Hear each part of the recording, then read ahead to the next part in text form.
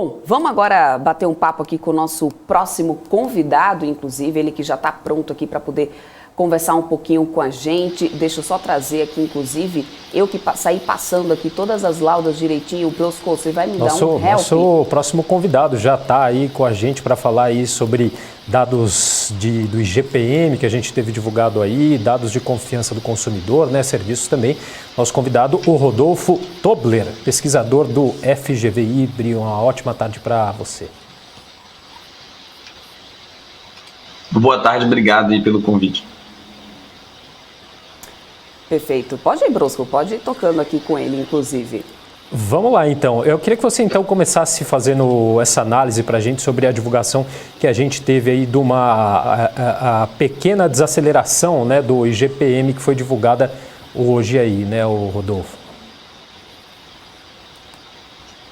O que a gente vê nesse mês realmente foi um pouco dessa desaceleração dos preços de combustíveis que ocorreram no mês, então influenciaram tanto ali na cadeia do IPA, do produtor ao atacado, quanto também acabou atingindo já na ponta final também um pouco dos consumidores. É claro que a gente ainda está num patamar muito elevado, mas esse resultado um pouco mais tímido tem um pouco a ver com isso, com essa desaceleração principalmente dessa cadeia de combustíveis.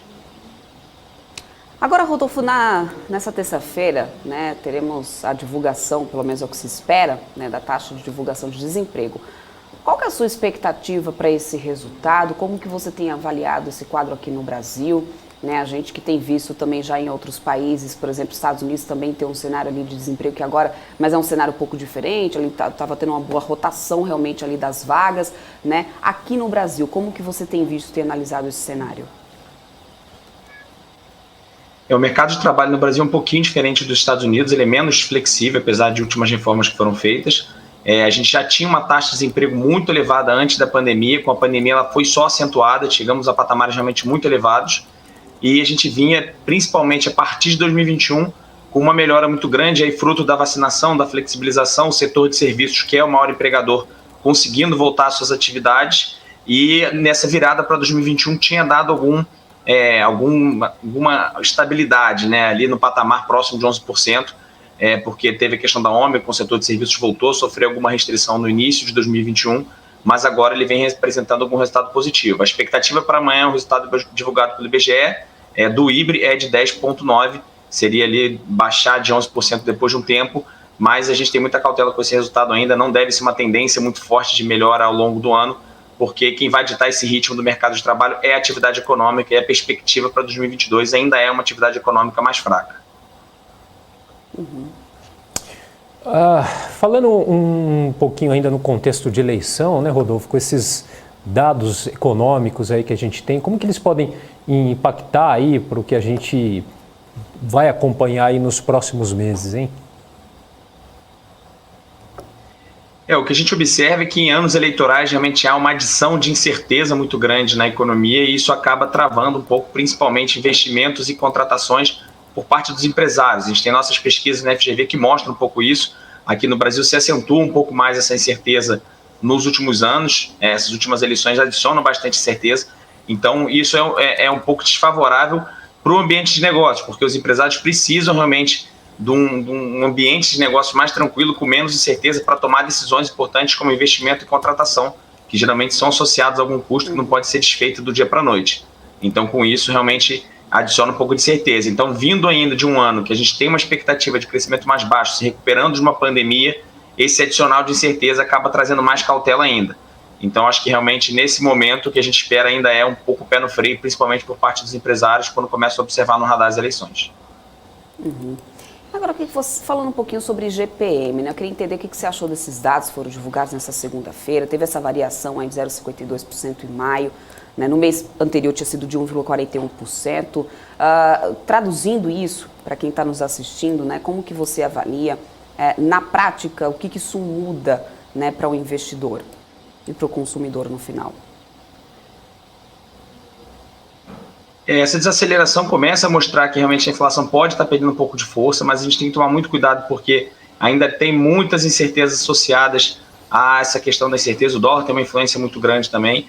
Então, nesse momento, quando a gente começa a observar uma desaceleração, é um resultado positivo. Esse resultado de maio favorece um pouco esse cenário, mas a gente já precisa de certa cautela porque o patamar do GPM 12 meses ainda é muito elevado e, como a gente falou, tem essa questão da incerteza, essa incerteza que está associada à eleição, que está associada à guerra da Rússia e da Ucrânia, associada às cadeias produtivas que ainda estão muito embagunçadas, a própria Covid, que na China interrompeu ali a questão dos portos, que também acaba trazendo um pouco mais de custo para operações.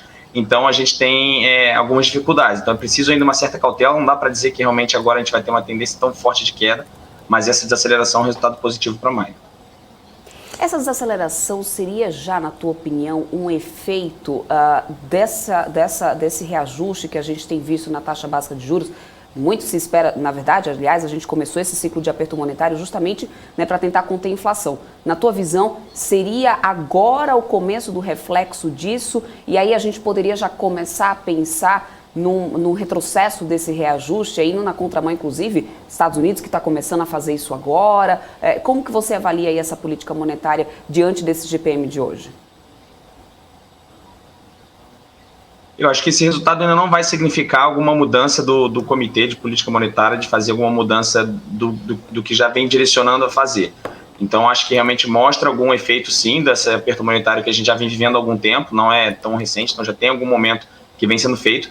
Acho que o grande debate é o tamanho desse efeito, se ele poderia estar sendo maior ou menor, porque realmente acho que tem muitos fatores associados à inflação que tem prejudicado de todas as maneiras de oferta, então isso acaba sendo um pouco mais um complicador maior. Mas acho que esse resultado ainda não reflete ainda uma mudança. A gente espera que realmente precise de mais resultados para ele começar a pensar em reverter esse momento de aperto monetário que a gente já vem vivendo há alguns meses. Até porque tem questões associadas aí que ainda seguem indefinidas, né, Rodolfo? Tanto a questão da pandemia, que a gente vê em algumas localidades voltando aí, hora ou outra, com força. Temos a questão do conflito na Ucrânia, entre outras aí questões de imensa instabilidade, né?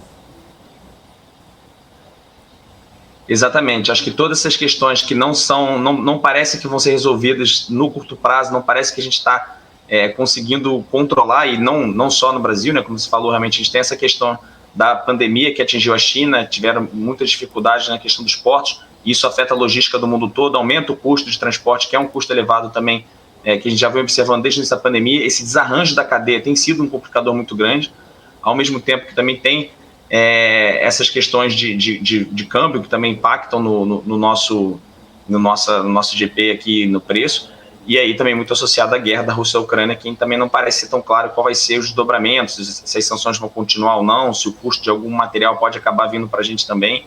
Então, isso tem muita incerteza associada a esse tema. Então, acredito que o Comitê de Política Monetária ainda vai continuar um pouco mais cauteloso, não vai ter uma mudança de rumo ainda com esses primeiros resultados mais favoráveis de desaceleração da inflação.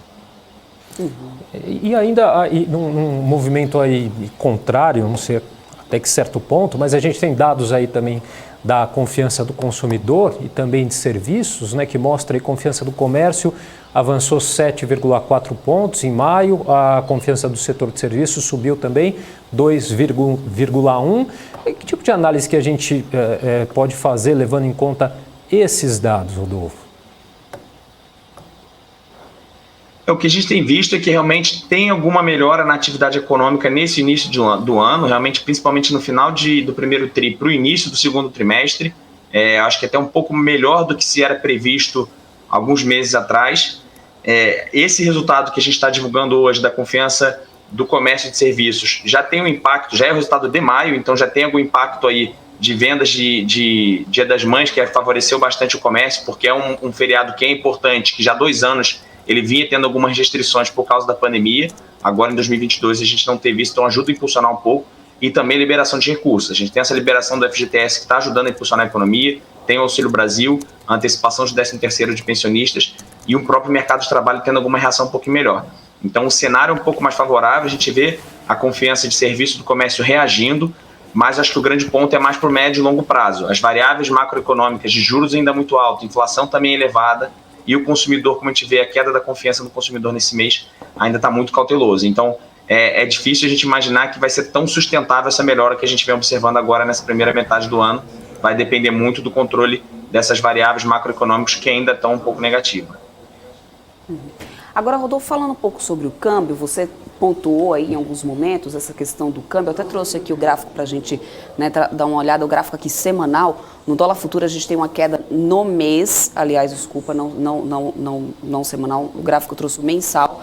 5,19% agora de queda acumulada no mês. O gráfico do dólar que realmente, se a gente for analisar somente nos últimos dias, eram 7 dias consecutivos de queda, hoje que virou um pouco, né, para a gente tá tendo agora uma alta, mas ainda na casa dos 4,70.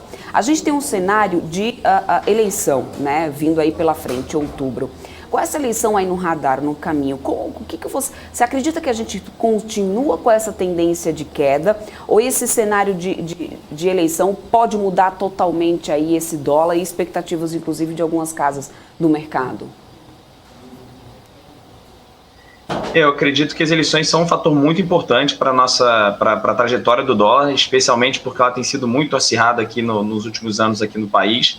Então pode trazer sim alguma mudança de direção, principalmente pontualmente, né? Não necessariamente vai ser uma trajetória, uma tendência tão forte, mas pontualmente pode ter algum impacto muito grande. Mas eu acho que a questão do dólar também ainda vai influenciar muito essas questões de guerra, de Rússia e Ucrânia, de todo esse envolvimento da economia internacional que também tem tido problemas, as decisões dos Estados Unidos sobre política monetária deles também, se há um aumento de juros ou não, se eles conseguem controlar um pouco melhor a inflação, que também tem sido um debate por lá. Então, acho que esses vão ser fatores mais importantes para a gente analisar nos próximos meses, e a eleição também acaba entrando um pouco nesse radar com essa incerteza que ela pode trazer. Mas acho que, no momento, a economia internacional, as decisões dos Estados Unidos também têm influenciado bastante para a gente conseguir ver o caminho da trajetória do dólar, que, de fato, tem tido alguma melhora e aí sim impacta favoravelmente na nossa inflação, porque tem realmente um repasse do dólar para a economia que acaba gerando um pouco de inflação. Nesse momento, nesse mês, tem sido um pouco contrário.